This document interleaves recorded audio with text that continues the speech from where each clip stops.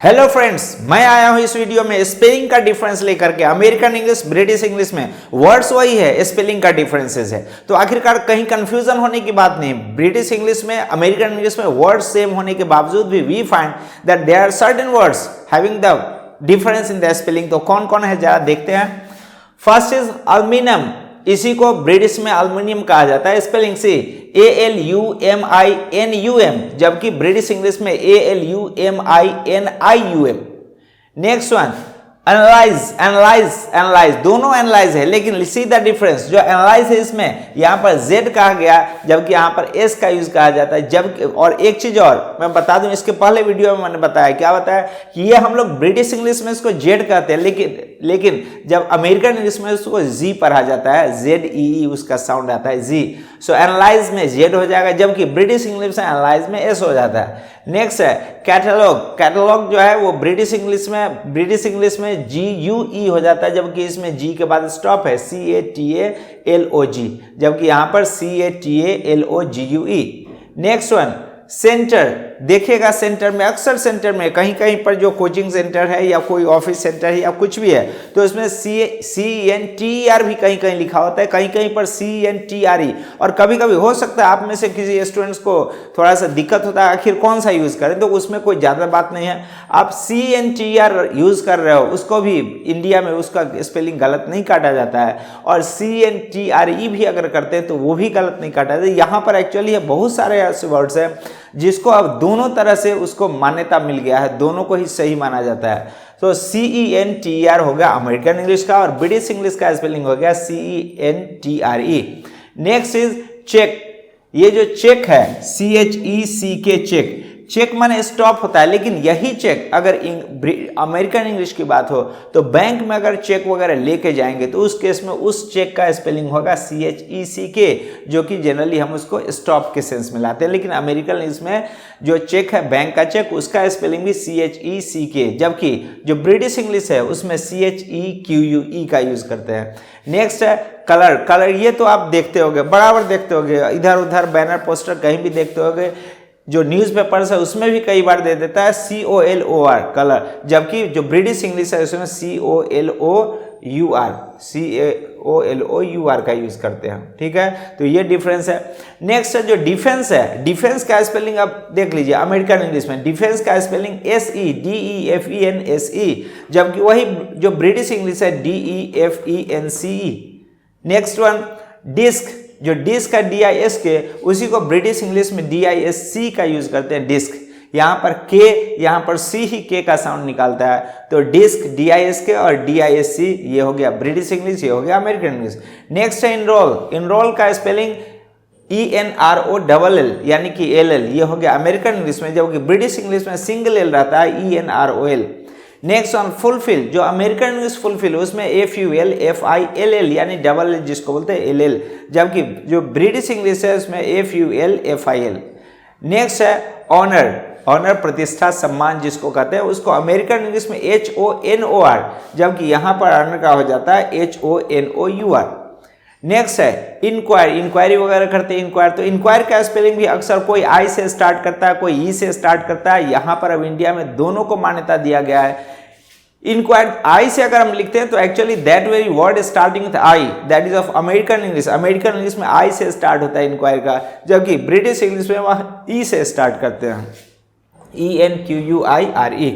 Next है jewellery. Jewellery वगैरह, jewellery जो है वह अमेरिकन इंग्लिश में JEWELRY, ज्वेलरी, जबकि ब्रिटिश इंग्लिश में JEWELLERY। नेक्स्ट है अमेरिकन इंग्लिश में लेबर का स्पेलिंग LABOR, जबकि ब्रिटिश इंग्लिश में LABOUR। नेक्स्ट है जो अमेरिकन इंग्लिश लाइसेंस का स्पेलिंग LICENSE, यहाँ पर SE हो गया, जबकि हम ब्रिटिश इंग्लिश का यूज करते हैं तो LICENCE। इसके बाद और भी देखते हैं। Let's come to the next one. The next one is litre, LITER, litre in American English and British English is litre, LITERE। तो यहाँ पर LITER है, जबकि यहाँ पर LITRE। अगर कोई LITER लिखते हैं तो उसको भी आप गलत नहीं करेंगे, क्योंकि धीरे धीरे, मैं बार बार कह रहा हूँ कि धीरे धीरे हम अमेरिकन इंग्लिश स्टाइल को ज़्यादा देखोगे। जितने भी स्पोकन क्लासेज है उसमें लिखा जाता है अमेरिकन स्पोकन इंग्लिश जो है इंग्लिश का, उसका भी। तो इसलिए अमेरिकन इंग्लिश भी धीरे धीरे ब्रिटिश इंग्लिश को रिप्लेस, बहुत सारे वर्ड्स ऑलरेडी रिप्लेस हो चुके हैं।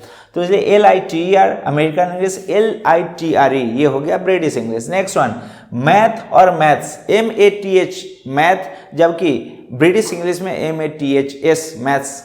नेक्स्ट है American English metre, METR metre, British English में METRE मीटर।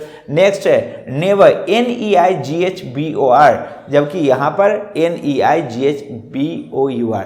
जो खास करके वैसे स्टूडेंट्स जो जैसा बोलते हैं वैसा ही स्पेलिंग लिखते हैं, तो आप लोग निश्चित रूप से अमेरिकन इंग्लिश को ज़्यादा लाइक करो, क्योंकि अमेरिकन इंग्लिश में खास करके जो बोला जाता है, जैसा साउंड निकलता है ठीक वैसा ही लिख देते हैं ज़्यादा। उसमें जो जैसे यहाँ पर जो है लिख रहे हैं NEIGHBOUR, जबकि यहाँ पर BOR कर देते हैं, ठीक है।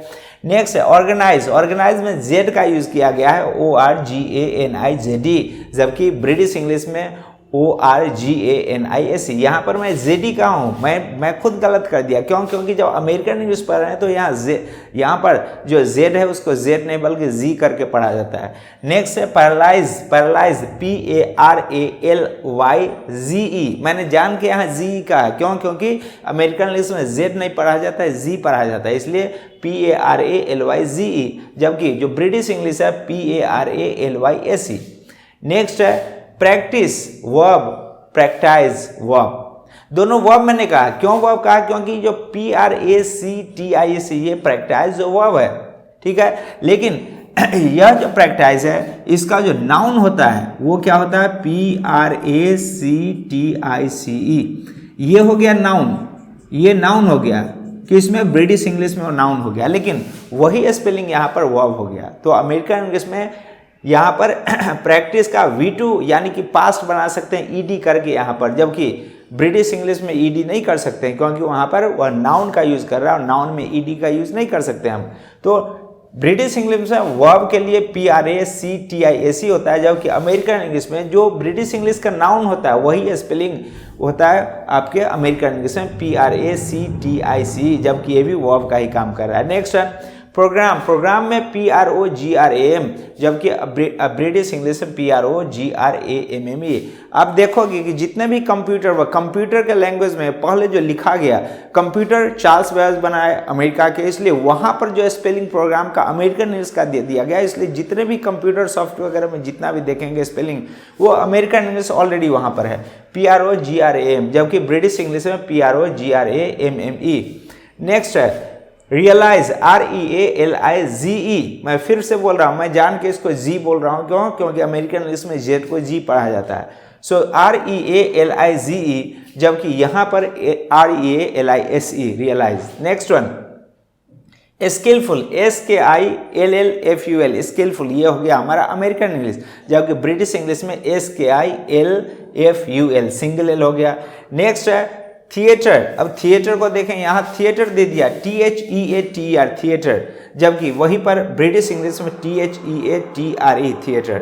नेक्स्ट है टायर, TIRE, टायर, टायर माने क्या होता है? थक जाना, थका देना ब्रिटिश इंग्लिश में, लेकिन अमेरिकन इंग्लिश में जो व्हील के ऊपर जो टायर रहता है उसको TIRE कहते हैं, जबकि ब्रिटिश इंग्लिश में उसका स्पेलिंग TYRE।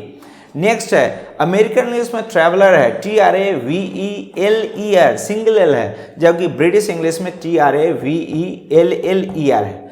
तो डियर फ्रेंड्स, ये मैं दोनों तरफ जो है, एक तरफ अमेरिकन इंग्लिश एक तरफ ब्रिटिश इंग्लिश, मैंने क्या किया, दोनों का स्पेलिंग का जो डिफरेंस है उसको लिख दिया, ताकि आप कंफ्यूज मत होना कि आखिरकार स्पेलिंग गलत है कि सही है। ये जो भी स्पेलिंग हमने लिखा है वो सारा इंडिया में एक्सेप्टेड है, इसलिए आपको इसमें कहीं अगर एग्जाम वगैरह दे रहा है तो इसमें मार्क्स कटने का कोई चांसेस नहीं है। Thanks for watching the video and I think कि आप निश्चित रूप से इसको लाइक किए होंगे, तो आप लाइक करें, सब्सक्राइब भी कर दें, ताकि आपके दोस्तों को भी जो है ये सारा जो डिफरेंस है उसको पता चले, और इसके साथ साथ शेयर करेंगे और नोटिफिकेशन बेल क्लिक करेंगे, ताकि जो नए नए चीज़ वीडियो सब आपके पास मैं दे सकूँ। Thank you for watching this video.